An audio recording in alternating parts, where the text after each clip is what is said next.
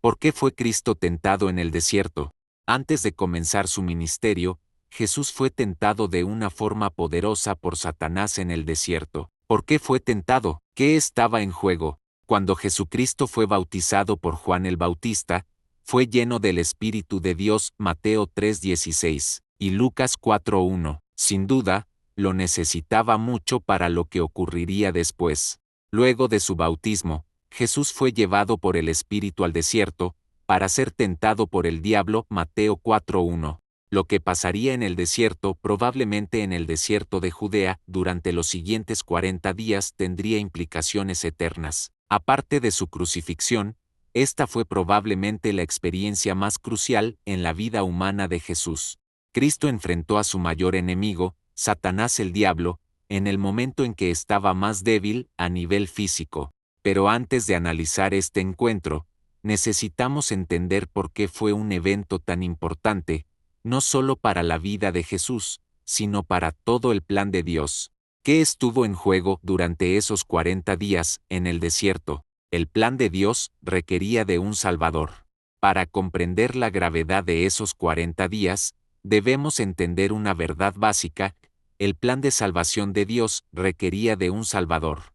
En el jardín de Edén, Adán y Eva tuvieron que elegir entre obedecer o pecar. Podrían haber recibido la vida eterna y haberle dado a su descendencia el fundamento del camino de la justicia y la paz, si hubieran elegido bien, pero la serpiente entró en escena y los tentó a elegir el pecado. Génesis 3. Pablo describe la consecuencia de su decisión en Romanos 5:12, como el pecado entró en el mundo por un hombre, Adán, y por el pecado la muerte, así la muerte pasó a todos los hombres, por cuanto todos pecaron. La muerte pasó a todos los hombres porque, como explica Pablo un capítulo después, la paga del pecado es muerte. Romanos 6:23. La Biblia define el pecado como quebrantar las leyes de Dios. 1 Juan 3:4, las cuales definen de una manera clara y contundente lo que debemos hacer para tener una vida justa. Salmos 119:35 y 172. Pero esas leyes tienen otro lado, una maldición. Todo aquel que las quebranta merece la pena de muerte. Y dado que Adán, y después de él todos hemos pecado, toda la humanidad tiene esa pena de muerte pendiente. Pero el propósito de Dios no era que pecáramos y muriéramos para siempre. No. Dios creó a todos los seres humanos con el potencial de recibir vida eterna como hijos en su familia. Hebreos 2:10 y 1 de Juan 3:2. Su mayor deseo es que alcancemos ese potencial. Sin embargo, eso no podría pasar si todos los que hemos pecado muriéramos de acuerdo con la pena que nos hemos acarreado. Entonces, Dios incluyó en su plan una salida para resolver el problema. Un Salvador. Requisitos para el Salvador. El Salvador llevaría sobre sí mismo la maldición, la pena de muerte, de toda la humanidad para que seamos librados de la muerte eterna y podamos vivir para siempre. Pero, para que el plan de Dios permitiera esto, tenían que cumplirse dos requisitos. 1. La vida del Salvador debía valer más que la suma de las vidas de todos los seres humanos que han existido a través de la historia. 2. El Salvador tenía que vivir una vida perfecta, sin pecado, en la carne. No podía cargar con la maldición de otros si él mismo se ganaba esa maldición. Romanos 8:3. El primer requisito se cumplió cuando Dios, el Verbo, se despojó voluntariamente de todo su poder y su gloria divinos para venir a la tierra como un hombre de carne y hueso, Jesús de Nazaret. Juan 1:14, y Filipenses 2:5-7. Dado que él era Dios y todas las cosas por él fueron hechas. Juan 1:3, podía morir por toda la humanidad. El segundo requisito dependía de Jesucristo mismo a lo largo de su vida. ¿Pecaría o permanecería sin pecado? ¿Podía pecar Jesucristo? Al convertirse en ser humano, Jesucristo podía pecar. No era un robot programado para ser mental y físicamente incapaz de hacerlo. Si hubiera sido incapaz de pecar, vivir una vida perfecta no habría significado mucho. Su victoria sobre el pecado y la tentación habría sido una conclusión premeditada, determinada antes de su nacimiento. Para que su vida perfecta fuera un ejemplo relevante, Cristo tenía que tener la posibilidad de fallar. Jesús tuvo que decidir voluntariamente resistir y rechazar el pecado, cada segundo, minuto, hora y día de sus 33 años y medio de vida. Si hubiera pecado, tan solo una vez, se habría descalificado como el Salvador de la humanidad. Pero no solo se habría descalificado como Salvador, también se habría descalificado para ser el Rey del reino de Dios, y reemplazar a Satanás de su trono como el Dios de este mundo, 2 Corintios 4:4. El plan de Dios para establecer su reino en la tierra dependía totalmente de que Jesús viviera una vida perfecta y libre de pecado, Hebreos 4:15. Él tenía que vencer donde Adán había fallado. Es por eso que los 40 días de tentación fueron tan críticos. Si Cristo hubiera fallado, el plan de Dios habría terminado para siempre. Llevaba literalmente el peso del mundo en sus hombros. ¿Por qué Satanás tentó a Cristo en el desierto? Los evangelios dicen que el diablo tentó a Jesucristo durante 40 días en el desierto. ¿Cuál era su motivación? Primero, consideremos el significado de su nombre. Satanás, tanto en el Antiguo como en el Nuevo Testamento, significa adversario. Satanás es el adversario, oponente, enemigo de Dios y su plan. La Biblia revela que fue creado como un ser angelical hermoso, uno de los más poderosos y majestuosos del reino angelical. Pero algo cambió en él, debido a su orgullo.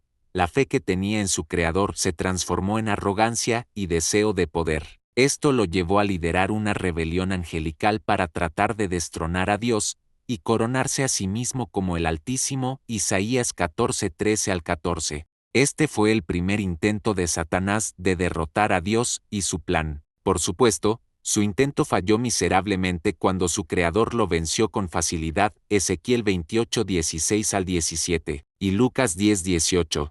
Más tarde, Satanás intentó sabotear el plan de Dios tentando a Adán y Eva para que comieran del fruto prohibido en el jardín. Pero, aunque logró hacer que el pecado entrara en la humanidad, sus esfuerzos no impidieron que se llevara a cabo el plan. Dios ya tenía estipulado enviar a un Salvador en caso de que el hombre pecara. 1 de Pedro 1:20. A lo largo del Antiguo Testamento, Satanás aparece una y otra vez ya sea por implicación o por nombre, intentando obstruir el plan de Dios por medio de ataques a su pueblo. A veces, sus esfuerzos fracasaron, pero otras veces hizo que algunos dejaran el camino de Dios. Sin embargo, a pesar de sus victorias, nunca pudo sabotear por completo el plan de Dios. Entonces, cuando su Creador vino a la tierra como hombre en el primer siglo, Satanás vio su mayor oportunidad. Entendió que, si podía incitar a Jesucristo a cometer aunque fuera un pecado, sin importar lo pequeño que pareciera, podría acabar con el plan de una vez por todas. Sabía que, si podía convencer a Cristo de pecar, eliminaría para siempre la esperanza de la humanidad de obtener el perdón de sus pecados, y sin ese perdón, nadie podría ser libre de la pena de muerte ni recibir la vida eterna como miembro de la familia de Dios. En resumen, Satanás entendía que, sin un Salvador, no podría haber salvación. Satanás intenta destruir a su Creador. Pero había otro motivo, aún más siniestro, detrás de la tentación de Satanás. Su objetivo no era solo avergonzar, debilitar o deslegitimar a Cristo. Su verdadero fin era asesinar al Redentor de la humanidad. Recuerde, si Jesús pecaba, recibiría la pena de muerte. Habría tenido que morir para siempre por su propio pecado. Satanás es un homicida. Juan 8:44. Su deseo era tentar a Cristo para que pecara y su vida terminara para siempre. En cierto sentido, cuando Satanás se enfrentó cara a cara con Jesús, estaba haciendo un segundo intento de derrocar a su Creador, esta vez tentándolo a pecar para que recibiera la paga del pecado, la muerte eterna. Si tenía éxito, Jesús moriría por la eternidad y el Padre quedaría solo para siempre, sin su Hijo y sin una familia, y sin el Cristo como Rey del reino de Dios, la humanidad no tendría esperanza de salvación. Entonces, al tentar a Jesús, Satanás estaba tratando de asesinar al Redentor de la humanidad para mantener su autoridad y libertad. Cuando estudiamos este épico enfrentamiento entre Jesucristo y Satanás, es importante comprender cuánto estuvo en juego durante esos 40 días. Marcos 1:13 y Lucas 4:2. Todo el plan y vida misma del Hijo de Dios dependían del resultado, el mayor riesgo posible. Cuando leemos acerca de los 40 días desde esta perspectiva, el encuentro se vuelve mucho más importante. O Jesús saldría descalificado como Salvador, o saldría sin pecado y espiritualmente listo para vencer cualquier tentación que enfrentara durante los siguientes 3 años y medio. Literalmente, todo, el plan completo de Dios, dependía del resultado de esa monumental batalla. Dios te bendiga grandemente. Si este mensaje fue de ayuda para tu vida, te invito a suscribirte y darle like y compartir para bendecir a otros.